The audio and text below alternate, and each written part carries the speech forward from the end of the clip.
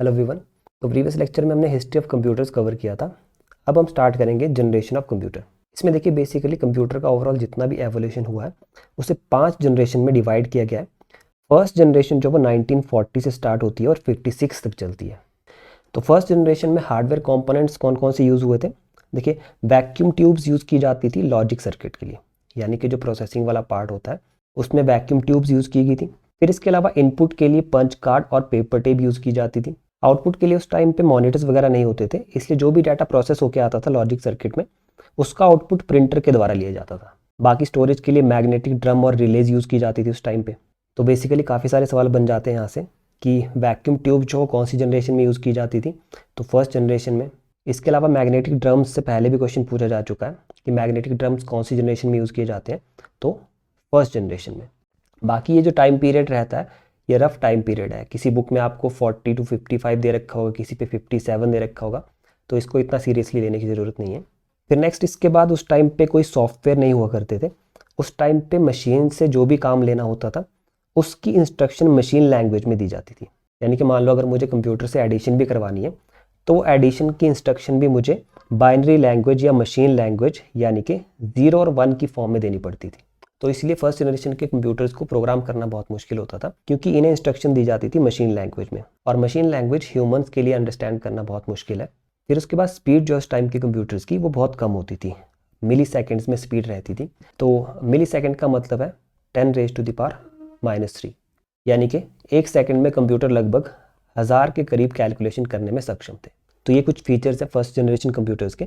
Size उन computers का बहुत बड़ा हुआ करता था। इनफैक्ट कुछ कंप्यूटर जो एक एक कमरे के बराबर स्पेस ऑक्यूपाई करते थे। बाकी स्टोरेज जो है इन कंप्यूटर्स की बहुत कम थी, परफॉर्मेंस भी बहुत स्लो थी, और इसके अलावा ये बहुत ज़्यादा हीट प्रोड्यूस करते थे, क्योंकि जैसा कि मैंने अभी बताया कि इस टाइम के कंप्यूटर्स में वैक्यूम ट्यूब्स यूज़ की जाती थी जो कि बहुत हीट प्रोड्यूस करती थी। और उस टाइम के कंप्यूटर्स को बेसिकली साइंटिफिक पर्पज़ के लिए ही यूज़ किया जाता था, क्योंकि एक कॉमन मैन के लिए इन कंप्यूटर्स को अफोर्ड कर पाना लगभग इम्पॉसिबल था। जैसे कि मैंने प्रीवियस लेक्चर्स में भी बताया था कि इन कंप्यूटर्स को जो है वो गवर्नमेंट फंडिंग के जरिए डेवलप किया गया था, और लाखों करोड़ों डॉलर लग जाते थे एक कंप्यूटर को डेवलप करने में। तो ये सब एग्जांपल है फर्स्ट जनरेशन कंप्यूटर्स के, जैसे एडसैक हो गया, एडवैक हो गया, यूनिवैक, IBM 701, IBM 650, ENIAC। तो ये सब फर्स्ट जनरेशन कंप्यूटर के एग्जाम्पल हैं। तो बेसिकली 1940 से लेके 56 के बीच में जितने भी कंप्यूटर बने हैं वो फर्स्ट जनरेशन में आते हैं। कोलोसस हो गया, मार्क 1 हो गया, या फिर Z3 हो गया, ये सभी फर्स्ट जनरेशन कंप्यूटर के एग्जाम्पल। फिर उसके बाद सेकंड जनरेशन की शुरुआत होती है जो कि 1956 से शुरू हुई और 1963 तक चली। तो सेकंड जनरेशन में जो ट्रांजिस्टर का आविष्कार हुआ उसकी वजह से कंप्यूटर का साइज़ बहुत कम हो गया, और ये एक बहुत बड़ा रेवोल्यूशन था कंप्यूटर वर्ल्ड में। तो ये चीज़ भी बहुत बार पूछी जाती है एग्जाम में कि ट्रांजिस्टर कौन से जनरेशन में यूज़ किया गया था? सेकेंड जनरेशन में। और ये एक लॉजिक सर्किटरी में यूज़ होने वाला कॉम्पोनेंट था, प्रोसेसिंग वाला जो पार्ट होता है। फिर उसके बाद मैग्नेटिक कोर को यूज़ किया जाने लगा प्राइमरी मेमोरी के रूप में। मैग्नेटिक टेप्स और डिस्क यूज़ की जाने लगी सेकेंडरी मेमोरी में। बाकी कंप्यूटर को इनपुट देने के लिए अभी भी पंच कार्ड और पेपर टेप का यूज़ किया जाता था। और एक और चीज़ यहाँ पे नोट करने लायक है कि जो अर्ली एनालॉग ऑप्टिकल डिस्क थी, जिसे हम CDs भी कहते हैं, तो उसका आविष्कार भी सेकेंड जनरेशन में हो गया था। डेविड पॉल ग्रेग ने 1958 में एनालॉग ऑप्टिकल डिस्क का कंसेप्ट दिया था। फिर इसके अलावा सेकेंड जनरेशन में असेंबली लैंग्वेज यूज़ की जाने लगी, जो as compare to machine language आसान थी ह्यूमंस के लिए। एग्जाम्पल के तौर पे इसमें एडिशन करवाने के लिए ऐड इंस्ट्रक्शन का यूज़ किया जाता था, सब्ट्रैक्शन के लिए सब इंस्ट्रक्शन का यूज़ किया जाता था। तो असेंबली लैंग्वेज की वजह से कंप्यूटर को इंस्ट्रक्शन देना थोड़ा आसान हो गया। तो इसी वजह से थोड़े बहुत सॉफ्टवेयर इस जनरेशन में डेवलप कर लिए गए, जैसे मल्टीटास्किंग ऑपरेटिंग सिस्टम है, या फिर बैच ऑपरेटिंग सिस्टम है, जिसमें एक टास्क एग्जीक्यूट करने के बाद दूसरा टास्क ऑटोमेटिकली मेमोरी में आ जाता है। बाकी इसके अलावा स्टोर्ड प्रोग्राम का कंसेप्ट भी इस जनरेशन में यूज़ किया जाने लगा। तो अगर आपने प्रीवियस लेक्चर देखे हैं तो आपको पता होगा कि स्टोर्ड प्रोग्राम का कंसेप्ट किसने दिया था। अगर आपको पता है तो कमेंट सेक्शन में लिखिए। बाकी स्टोर्ड प्रोग्राम का कंसेप्ट होता क्या है, जैसे मान लो मैंने एडिशन करवानी है, तो एडिशन के लिए ऑलरेडी जो प्रोग्राम है वो कंप्यूटर में रहेगा, मुझे बस कंप्यूटर को इनपुट देनी है और कंप्यूटर ऑटोमेटिकली एडिशन करके मुझे आउटपुट दे देगा। प्रीवियस जनरेशन में क्या होता था, कंप्यूटर में एडिशन करवाने के लिए उसमें डाटा तो एंटर करना ही पड़ता था, बाकी इसके अलावा एडिशन की इंस्ट्रक्शन भी उसमें अलग से इनपुट करनी पड़ती थी। तो स्टोर्ड प्रोग्राम की वजह से बेसिकली मल्टीटास्किंग करना ईजी हो गया। जैसे एग्जांपल के तौर पे एडिशन करनी है, सब्ट्रैक्शन करनी है, तो इसके लिए पहले से कंप्यूटर में प्रोग्राम सेव्ड रहते थे, आपको बस इनपुट देनी होती थी और कंप्यूटर आपको प्रोसेसिंग करके आउटपुट दे देता था। तो असेंबली लैंग्वेज से रिलेटेड भी क्वेश्चन एग्जाम में पूछा जाता है। ये जो है सेकंड जनरेशन का फीचर है। बाकी कोबोल और फोर्ट्रैन के अर्लियर वर्जन भी इस जनरेशन में डेवलप किए गए, बट इन लैंग्वेज को थर्ड जनरेशन लैंग्वेज कंसिडर किया जाता है, ना कि सेकंड जनरेशन लैंग्वेज, क्योंकि सेकंड जनरेशन में इनका सिर्फ अर्लियर वर्जन डेवलप किया गया था। इनका कॉमन यूज जो वो थर्ड जनरेशन में स्टार्ट हुआ। तो याद रखेंगे ये भी, first generation machine language, second generation assembly language. बाकी स्पीड इन कंप्यूटर्स की बढ़ के माइक्रो सेकंड्स में होगी। माइक्रो सेकंड मतलब 10⁻⁻⁶, यानी कि कंप्यूटर एक सेकंड में लगभग 10 लाख कैलकुलेशन करने में सक्षम था। बाकी ट्रांजिस्टर की वजह से ये कंप्यूटर और रिलायबल बन गए। साइज इनका as compare to previous generation छोटा हो गया, और ट्रांजिस्टर के यूज की वजह से ये कम हीट प्रोड्यूस करने लगे, और असेंबली लैंग्वेज की वजह से इन कंप्यूटर्स को प्रोग्राम करना ईजी हो गया। इसके अलावा अगर हम एप्लीकेशंस की बात करें तो इन कंप्यूटर्स का यूज साइंटिफिक पर्पस के लिए भी किया जाता था, और कमर्शियल पर्पस जैसे बिलिंग हो गया या पेरोल प्रोसेसिंग हो गया, उसमें भी किया जाता था। बाकी इन कंप्यूटर्स की कमर्शियल प्रोडक्शन कॉस्ट बहुत ज़्यादा थी, तो इसलिए बहुत कम लोगों के पास जो इन कंप्यूटर्स का एक्सेस था। तो ये जो है सेकंड जनरेशन कंप्यूटर्स के एग्जांपल है। IBM 1401 हो गया, 7030 हो गया, 1620 हो गया, 7094 हो गया,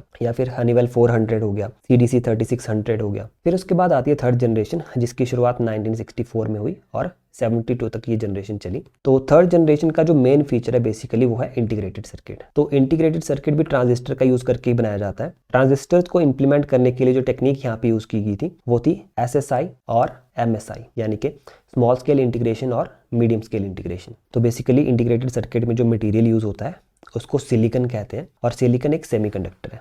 इस चीज़ को भी याद रख लीजिएगा, यहाँ से भी एक क्वेश्चन पूछा गया था प्रीवियस एग्जाम में। बाकी इसके अलावा थर्ड जनरेशन में इनपुट के लिए कीबोर्ड यूज किए जाने लगे और आउटपुट के लिए मॉनिटर यूज किए जाने लगे। और इसके अलावा थर्ड जनरेशन में माउस का भी आविष्कार कर लिया गया। डगलस एंजलबर्ट ने 1963 और 64 के पीरियड में माउस का आविष्कार किया था। तो ये भी इंपॉर्टेंट इन्फॉर्मेशन है, यहाँ से भी क्वेश्चन बन सकता है। बाकी इसके अलावा माउस का जो कॉमन यूज है कंप्यूटर्स में वो फोर्थ जनरेशन में ज़्यादा किया जाने लगा। थर्ड जनरेशन में सिर्फ इसके अर्लियर वर्जन ही डेवलप किए गए थे। बाकी इसके अलावा कैश मेमोरी का कंसेप्ट इस जनरेशन में इंट्रोड्यूस कर दिया गया, और कैश मेमोरी को इन्वेंट किसने किया था? मॉरिस विल्किस ने। 1965 के पेपर में इन्होंने कैश का कंसेप्ट दिया था। बाकी इसके अलावा मैग्नेटिक टेप्स का इस जनरेशन में अभी भी यूज हो रहा था, जिसकी शुरुआत सेकंड जनरेशन में हुई थी। बाकी इसके अलावा फ्लॉपी डिस्क का कंसेप्ट इस जनरेशन में इंट्रोड्यूस कर दिया गया, जिसे IBM के इंजीनियर्स ने डेवलप किया था, जिनको कि एलन शुगर लीड कर रहे थे। फिर इसके अलावा पहली इलेक्ट्रॉनिक रैम, जिसको डायनेमिक रैंडम एक्सेस मेमोरी भी कहा जाता है, उसे इन्वेंट किया गया 1968 में रॉबर्ट डेनेट के द्वारा। तो ये फैक्ट भी नोट करने लायक है। डायनेमिक रैम या फिर रैम को किसने इन्वेंट किया था? रॉबर्ट डेनेट ने। और साथ ही बबल मेमोरी भी इस जनरेशन में इंट्रोड्यूस की गई, जो कि एक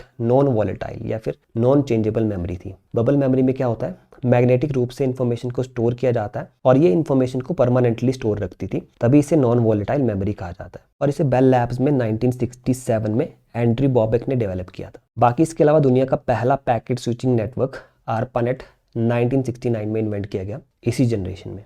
इसके बाद अगर हम सॉफ्टवेयर्स की बात करें तो रियल टाइम ऑपरेटिंग सिस्टम यहाँ पे यूज़ किया जाने लगा। अब रियल टाइम ऑपरेटिंग सिस्टम क्या होता है? इसमें कुछ टाइम कंस्टेंट लगाए जाते हैं, यानी कि कुछ माइक्रो सेकंड या नैनो सेकंड के अंदर कंप्यूटर को आउटपुट देनी पड़ती है। एग्जाम्पल के तौर पे एरोप्लेन्स हो गए, या फिर गाड़ी का स्पीडोमीटर हो गया, या फिर हॉस्पिटल्स में जो यूज़ किया जाता है ECG, इलेक्ट्रोकार्डियोग्राफी, तो ये भी real time operating system use करते हैं। इसके अलावा टाइम शेयरिंग ऑपरेटिंग सिस्टम भी थर्ड जनरेशन का फीचर है। Multi level programming third generation का फीचर है। ये क्वेश्चन पहले भी एग्जाम में पूछे जा चुके हैं कि मल्टी लेवल प्रोग्रामिंग कौन सी जनरेशन का फीचर है। टाइम शेयरिंग से क्वेश्चन पूछा गया था, रियल टाइम ऑपरेटिंग सिस्टम से क्वेश्चन पूछा गया था, तो ध्यान में रखेंगे इन सभी फैक्ट्स को। फिर इसके अलावा database management system third generation में यूज़ किया गया। Unix operating system third generation में डेवलप किया गया। फिर इसके बाद थर्ड जनरेशन में यूज़ की जाने वाली हाई लेवल लैंग्वेजेस कौन कौन सी हैं? सी होगी, C++, जावा, पाइथन, पास्कल, फोर्ट्रैन, कोबोल या फिर बेसिक, ये सभी लैंग्वेजेस जो थर्ड जनरेशन में यूज़ की गई। बाकी कंप्यूटर्स का प्रोसेसिंग टाइम जो है घटकर नैनो सेकंड्स में हो गया। नैनो सेकंड्स मतलब 10⁻⁻⁹। फिर इसके अलावा ये कुछ फीचर है थर्ड जनरेशन कंप्यूटर के, इनका साइज जो है और छोटा हो गया, और थर्ड जनरेशन में हार्डवेयर अलग से बेचा जाने लगा और सॉफ्टवेयर अलग से बेचा जाने लगा। बाकी इस जनरेशन के कंप्यूटर को साइंटिफिक पर्पस के लिए भी यूज़ किया जाता था, और साथ ही इसकी कमर्शियल प्रोडक्शन जो वो और सस्ती हो गई। तो ये सब एग्जाम्पल है इस जनरेशन के कंप्यूटर के। IBM 360 हो गया, 370 हो गया, 168 हो गया, CDC 6600 हो गया, PDP 8 और 11 दोनों इसी जनरेशन में आते हैं। NCR 395 हो गया, B6500 हो गया, या फिर हनीवेल का 6000 कंप्यूटर हो गया। फिर उसके बाद आती है फोर्थ जनरेशन जो 1972 से स्टार्ट होती है और 1989 तक चलती है। और जैसा कि मैंने पहले भी बताया कि ये टाइम पीरियड जो है ये एक रफ आइडिया होता है। किसी बुक में ये आपको 1985 देखने को मिलेगा, किसी बुक में ये 1983 दे रखा है, तो यहाँ से क्वेश्चन नहीं पूछते हैं, इसको इतना सीरियसली लेने की ज़रूरत नहीं है। तो माइक्रो प्रोसेसर को बनाने में कौन सी टेक्नोलॉजी यूज़ की जाती है, ये क्वेश्चन भी एग्जाम में पूछा गया था। तो LSI या फिर VLSI टेक्नोलॉजी यूज़ की जाती है माइक्रो प्रोसेसर के इम्प्लीमेंटेशन में।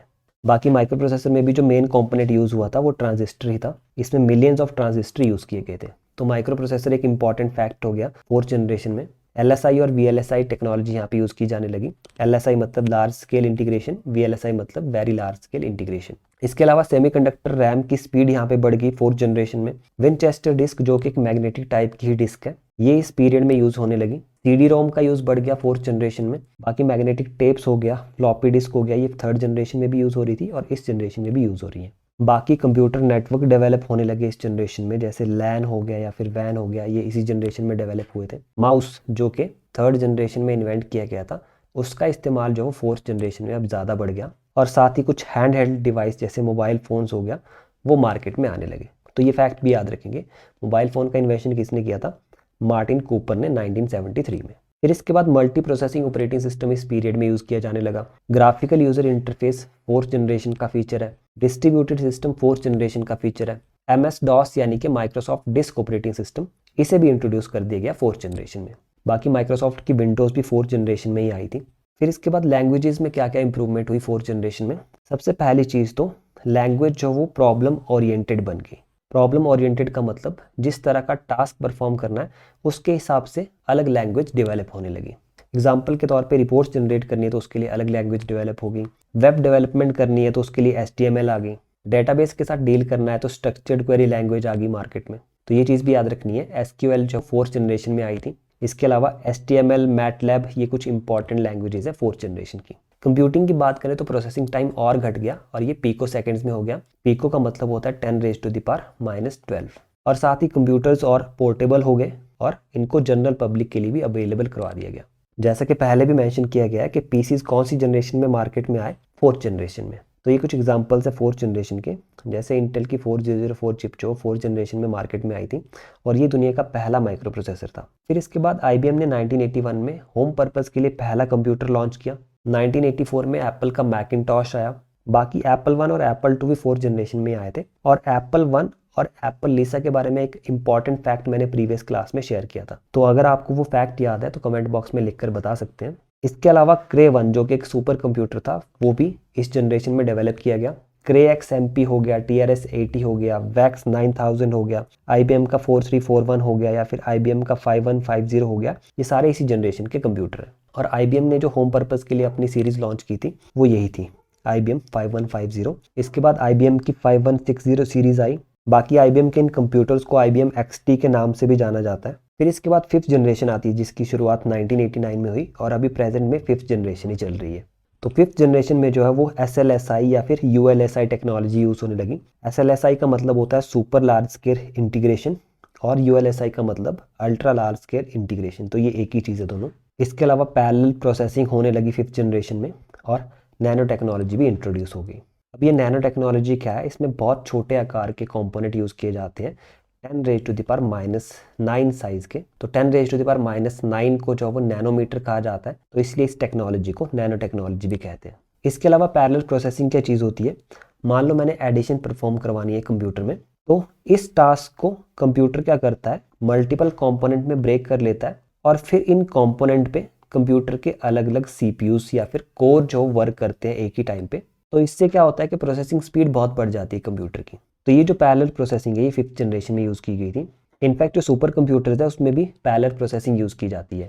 बहुत बड़ी बड़ी मैथमेटिकल कैलकुलेशन जहाँ पे करनी होती है तो वहाँ पे मल्टीपल कंप्यूटर्स को पैरेलली कनेक्ट कर दिया जाता है और वे एक ही टास्क पे सेम टाइम पे वर्क करते हैं। तो इससे सुपर कंप्यूटर की जो कैलकुलेशन स्पीड है वो बहुत बढ़ जाती है। बाकी इसके अलावा आर्टिफिशियल इंटेलिजेंस बहुत इंपॉर्टेंट फीचर है 5th जनरेशन का। यहाँ से पहले भी क्वेश्चन पूछा गया है। आर्टिफिशियल इंटेलिजेंस और एक्सपर्ट सिस्टम एक ही चीज़ है बेसिकली। बाकी इसके अलावा नेचुरल लैंग्वेज प्रोसेसिंग भी 5th जनरेशन का फीचर है। और ये होता क्या है? आपने गूगल का जेमिनाई देखा होगा, उसमें क्या होता है कि हिंदी या इंग्लिश में बात करके आप जो वो AI से इन्फॉर्मेशन कलेक्ट कर सकते हैं। तो जेमिनाई से इन्फॉर्मेशन कलेक्ट करने के लिए आपको वहाँ पे टाइप करने की भी ज़रूरत नहीं होती है, आप सिंपली हिंदी में बात करके जो वो उससे इन्फॉर्मेशन मांग सकते हैं। तो इसी चीज़ को नेचुरल लैंग्वेज प्रोसेसिंग कहा जाता है। बाकी वॉइस रिकग्निशन भी एक फीचर है 5th जनरेशन का। वॉइस रिकग्निशन मतलब कंप्यूटर जो आपकी आवाज़ को पहचान लेता है और आपकी आवाज़ पे ही रिस्पॉन्ड करता है। तो एप्पल के डिवाइसेस में बेसिकली ये फीचर देखने को मिलता है। फिर इसके अलावा रोबोटिक्स हो गया, क्लस्टर कंप्यूटिंग हो गया, ये 5th जनरेशन के फीचर है। क्लस्टर कंप्यूटिंग में होता क्या है कि मल्टीपल कंप्यूटर जो वो एक साथ फंक्शन करते हैं, जैसे क्लाउड कंप्यूटिंग हो गया या फिर सुपर कंप्यूटर हो गया। इसके अलावा इंटरनेट और वर्ल्ड वाइड वेब भी 5th जनरेशन में यूज़ किए जाने लगे।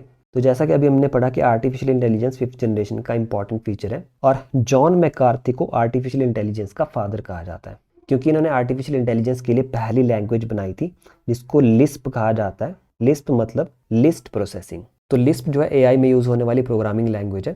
इसके अलावा प्रोलॉग हो गया, मरकरी हो गया, OPS 5 हो गया, ये 5th जनरेशन की लैंग्वेजेस हैं। कि कंप्यूटर की स्पीड की बात करें तो सुपर कंप्यूटर की स्पीड जो फ्लॉप्स में मेजर की जाती है, फ्लॉप का मतलब होता है फ्लोटिंग पॉइंट ऑपरेशंस पर सेकंड। और 5th जनरेशन के कंप्यूटर जो हो जनरल पर्पस में भी यूज़ होने लगे, जैसे कि PC हो गया, और साइंटिफिक पर्पस में भी यूज़ होने लगे, एग्जाम्पल के तौर पे सुपर कंप्यूटर्स। तो IBM की नोटबुक्स होगी, या फिर पेंटियम PC हो गया, सन वर्क स्टेशन हो गया, IBM SP2 हो गया, SGI Origin 2000 हो गया, परम 10000 हो गया, ये सभी 5th जनरेशन कंप्यूटर के एग्जाम्पल्स हैं। बाकी लैपटॉप और डेस्कटॉप जितने भी हैं जो 1989 के बाद डेवलप हुए, वो सभी 5th जनरेशन में आएंगे। इसके अलावा AI के कुछ एग्जाम्पल्स जैसे ChatGPT हो गया, जिसे OpenAI के सैम एल्टमैन ने डेवलप किया था, जेमिनाई हो गया, ग्रॉक हो गया, डीपसीक हो गया, ये सभी आर्टिफिशियल इंटेलिजेंस के एग्जाम्पल्स हैं। इसके बाद कुछ और इंपॉर्टेंट फैक्ट्स है जहाँ से क्वेश्चन पूछे जा सकते हैं एग्जाम में। तो ARPANET के बारे में मैंने पहले ही बता दिया, ये दुनिया का पहला पैकेट स्विचिंग नेटवर्क था जिसे 1969 में डेवलप किया गया।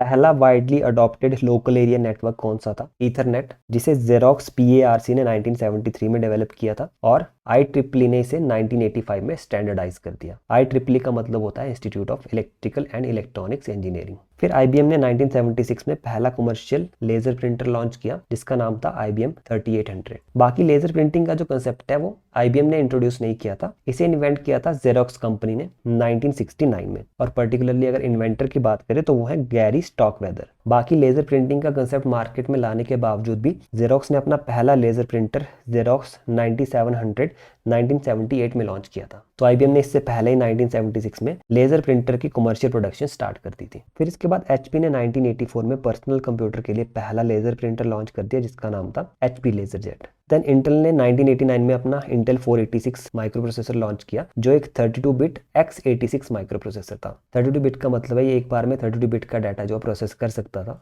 और x86 जो एक इंस्ट्रक्शन सेट है जिसका यूज करके सॉफ्टवेयर जो वो हार्डवेयर के साथ कम्युनिकेट करते हैं। तो इसे भी हम आने वाले लेक्चर्स में डिस्कस करेंगे। फिर इसके बाद 1993 में इंटेल का पेंटियम प्रोसेसर आया, और माउस के बारे में मैंने आपको ऑलरेडी बता दिया है, डगलस एंजलबर्ट ने इसे 1963 में इन्वेंट किया था। और इसके अलावा कीबोर्ड जो कि 3rd जनरेशन में यूज किया जाने लगा इनपुट के लिए, उसे भी पहले ही डेवलप कर लिया गया था क्रिस्टोफर लैथम शोल्स के द्वारा। पर ये जो कीबोर्ड थे इन्हें ज्यादातर जो वो टाइपराइटर्स में यूज किया जाता था, कंप्यूटर में इसे 3rd जनरेशन में यूज किया जाने लगा। अब इसके बाद इंडिया में कंप्यूटिंग किस तरीके से स्टार्ट हुई? 1955 में इंडिया में पहला कंप्यूटर आया था जिसे इंडिया ने खुद नहीं डेवलप किया। इस कंप्यूटर को ब्रिटिशर्स ने बनाया था जिसका नाम था HEC2M। HEC मतलब हॉलरेथ इलेक्ट्रॉनिक कंप्यूटर, जिसके बारे में हमने हिस्ट्री ऑफ कंप्यूटर में भी पढ़ रखा है। तो ये इन्होंने बना बनाया कंप्यूटर लिया था ब्रिटेन से, और इसे कहाँ पे इंस्टॉल किया गया? इंडियन स्टैटिस्टिकल इंस्टीट्यूट कोलकाता में। इसके बाद अगला जो कंप्यूटर है टिफ्रैक, इसे इंडिया में बनाया तो गया था बट डिजाइन इंडिया का खुद का नहीं था। इस कंप्यूटर को IS मशीन के डिजाइन के आधार पर बनाया गया था, और इस कंप्यूटर को टिफ्रैक नाम किसने दिया था? जवाहरलाल नेहरू ने। टिफ्रैक का मतलब होता है Tata institute of fundamental research automatic calculator, और इसे 1969 में विक्रम साराभाई ने भाभा एटॉमिक रिसर्च सेंटर में इंस्टॉल किया था। बाकी अगर हम बात करें कि इंडिया का पहला कंप्यूटर जो कि इंडिया में ही डिजाइन किया गया था और इंडिया में उसको मैन्युफैक्चर भी किया गया था, तो वो कौन सा था? सिद्धार्थ कंप्यूटर, जिसे बनाया था ECIL ने। बाकी इसके अलावा इंडिया का पहला सुपर कंप्यूटर कौन सा था? परम 8000, जिसे विजय पी भाटकर ने 1991 में डेवलप किया था। दुनिया का सबसे पहला सुपर कंप्यूटर कौन सा था? CDC 6600। अब कुछ बुक्स में जो वो क्रे 1 दे रखा है, क्रे 1 सही आंसर नहीं है। CDC 6600 जो वो दुनिया का पहला सुपर कंप्यूटर है जिसे सेमूर क्रे ने 1964 में डेवलप कर लिया था, और क्रे 1 आया था 1976 में। ये दोनों US के ही कंप्यूटर है। बाकी क्रे 1 जो वो पहला ऐसा कंप्यूटर था जिसमें वेक्टर प्रोसेसर डिजाइन यूज किया गया था। और अगर हम बात करें कि इंडिया का सबसे फास्ट कंप्यूटर कौन सा है प्रेजेंट में, तो वो है AI रावत PSAI, जिसे CDAC ने डेवलप किया है। CDAC मतलब centre for development of advance computing, जिसका हेडक्वार्टर पुणे में। तो इस सुपर कंप्यूटर ने पूरे वर्ल्ड में 75th रैंक हासिल किया था 2023 में, और 2024 में इसने 136 रैंक हासिल किया था। बाकी 2025 की रैंकिंग अभी आई नहीं है। बाकी इसके अलावा कुछ और इंडियन सुपर कंप्यूटर जो कि इंपॉर्टेंट रहे हैं, जैसे 2017 का सबसे फास्ट सुपर कंप्यूटर था प्रत्युष, जिसकी स्पीड थी 3.7 पीटाफ्लॉप्स और इसे डेवलप किया था सूर्य चंद्र राव ने। 2021 का सबसे फास्ट कंप्यूटर था परम सिद्धि एआई, इसकी स्पीड थी 5.2 पीटाफ्लॉप्स और इसे सीडेक ने डेवलप किया था और इस सुपर कंप्यूटर ने टॉप 500 में 111वीं रैंक जो हासिल की थी। बाकी परम शिवाय इंडिया का पहला ऐसा सुपर कंप्यूटर है जिसे एनएसएम यानी कि नेशनल सुपर कंप्यूटिंग मिशन के अंडर इंस्टॉल किया गया था 2020 में आईआईटी भुवनेश्वर में। बाकी परम प्रवेग हो गया, परम उत्कर्ष हो गया, परम अनंत हो गया, ये सारे परम के डिफरेंट मॉडल्स हैं। परम हिमालय यहाँ पे इंपॉर्टेंट हो जाता है क्योंकि इसे इंस्टॉल किया गया है आईआईटी मंडी में। बाकी 2024 की टॉप 500 रैंकिंग में इंडिया के 6 सुपर कंप्यूटर ने जगह बनाई है। तो सबसे फास्ट जैसा कि मैंने अभी बताया एआई रावत, 8.5 पीटाफ्लॉप की इसकी मैक्सिमम स्पीड है। फिर आता है अर्का, देन अरुणिका हो गया, प्रत्युष हो गया, अर्का एआई हो गया या फिर मिहिर हो गया, ये सारे इंडिया के ही सुपर कंप्यूटर्स हैं। फिर इसके बाद अगर हम बात करें वर्ल्ड के फास्टेस्ट सुपर कंप्यूटर की, तो उसमें टॉप पे जगह बनाई है एल कैपिटन ने, जो कि यूएसए का एक कंप्यूटर है और इसे बनाया किसने है, एचपीई ने, यानी कि ह्यूलेट पैकर्ड एंटरप्राइजेस। और अगर आप ऑपरेटिंग सिस्टम पे नजर डालेंगे तो आपको पता चलेगा कि सुपर कंप्यूटर में maximum Linux operating system use किया जाता है। तो वर्ल्ड के फास्टेस्ट सुपर कंप्यूटर में पहला नंबर है एल कैपिटन का, ये दुनिया का फास्टेस्ट कंप्यूटर है 2024 तक और इसकी जो स्पीड है 1742 पीटाफ्लॉप से लेके 2746 पीटाफ्लॉप तक जाती है। फिर इसके अलावा यूएस का फ्रंटियर सुपर कंप्यूटर जो कि पहले फर्स्ट रैंक पे था, अब ये दूसरे रैंक पे पहुंच चुका है, इसे भी एचपीई ने ही बनाया हुआ है। बाकी इसके अलावा जापान का फुगाकू कंप्यूटर भी था जो कि 2021 में पहले रैंक पे था, अब ये छठे रैंक पे पहुंच चुका है। तो इसी के साथ हिस्ट्री ऑफ कंप्यूटर और जनरेशन ऑफ कंप्यूटर का चैप्टर खत्म होता है। बाकी अगर आप अपनी तैयारी को और बेहतर करना चाहते हैं तो आप हमारे पेड कोर्सेज भी ज्वाइन कर सकते हैं। पेड कोर्सेज में आपको पेपर 1 और पेपर 2 दोनों की तैयारी करवाई जाएगी। डेली लाइव क्लासेस होंगी उसमें आपकी, एक मॉर्निंग में एक इवनिंग में, और अगर इनकेस आप लाइव क्लासेस नहीं देख पाते हैं तो उसी का रिकॉर्डेड वर्जन भी ऐप में रहेगा। पीडीएफ नोट्स आपको फ्री में इस कोर्स में प्रोवाइड किए जाते हैं। प्रीवियस ईयर के क्वेश्चंस लाइव क्लास में डिस्कस किए जाते हैं और जैसे चैप्टर कंप्लीट हो जाता है तो उसके बाद आपके चैप्टर वाइज टेस्ट लिए जाते हैं और इनकेस आपको अगर लाइव क्लास में कोई भी डाउट आता है तो उसे आप उसी टाइम पे रिजॉल्व करवा सकते हैं। तो इतना सब कुछ आपको मिल रहा है सिर्फ 799 पर मंथ में। इसमें पेपर 1 और पेपर 2 दोनों के लिए आपको प्रिपेयर किया जाएगा। और अगर आप इस कोर्स को 1 साल के लिए लेते हैं तो ये कोर्स आपको 3999 में पड़ जाता है, जो कि लगभग आपको 300 पर मंथ के हिसाब से पड़ता है अगर आप फुल 1 ईयर का कोर्स लेते हैं तो। बाकी अगर आप सिर्फ पेपर 2 की तैयारी करना चाहते हैं तो 500 पर मंथ में आपको ये कोर्स मिल जाएगा। और इसमें आपको बेनिफिट ये रहता है कि आपको सिर्फ 6 इंस्टॉलमेंट पे करनी है 500 पर मंथ की और पूरे 1 साल की वैलिडिटी मिल जाएगी आपको इस कोर्स में। तो इस कोर्स में भी आपको ये सब कुछ प्रोवाइड किया जाएगा। बाकी अगर इस सेशन में आपका कोई डाउट हो तो कमेंट सेक्शन में पूछ सकते हैं, नेक्स्ट वीडियो में मैं ज़रूर उसको रिजॉल्व कराऊंगा। बाकी अगर आप इस पूरे चैप्टर का पीडीएफ डाउनलोड करना चाहते हैं तो मैं इसको टेलीग्राम ग्रुप में डाल दूंगा, जिसका लिंक मैंने ऑलरेडी डिस्क्रिप्शन में दे रखा है। और अगर आप हमारे पेड बैचेस ज्वाइन करना चाहते हैं तो मैंने हमारी ऐप का लिंक डिस्क्रिप्शन में दे दिया है, आप वहाँ से उसे डाउनलोड कर सकते हैं और जो भी कोर्स आपको सूटेबल लगता है आप ऐप पे जाके उसको ज्वाइन कर सकते हैं। और ऐप डाउनलोड करने का एक और फायदा भी है कि ऐप पे आप जो भी क्वेरी पूछोगे उसको मैं डेफिनेटली आंसर करता हूँ। तो अगर आपकी कोई भी क्वेरी है तो आप हमारी ऐप डाउनलोड कर सकते हैं और वहाँ पे अपनी क्वेरी पूछ सकते हैं। और कोर्स के रिगार्डिंग आपकी कोई भी क्वेरी हो तो आप इस नंबर पे कांटेक्ट करके पूछ सकते हैं। तो आज के वीडियो में इतना ही, मिलते हैं नेक्स्ट वीडियो में।